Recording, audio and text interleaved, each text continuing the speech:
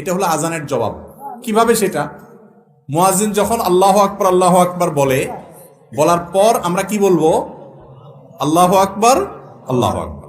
মুয়াজ্জিন আবার যখন আল্লাহু আকবার বলবে, আমরা কি বলবো? আল্লাহু আকবার, আল্লাহু আকবার বলবো। মুয়াজ্জিন যখন আশহাদু আল্লা ইলাহা ইল্লাল্লাহ বলে, আমরা কি বলবো? আশহাদু আল্লা ইলাহা ইল্লাল্লাহ। মুয়াজ্জিন যখন আশহাদু আন্না মুহাম্মাদুর রাসূলুল্লাহ বলবে দুইবার, আমরা কি বলবো?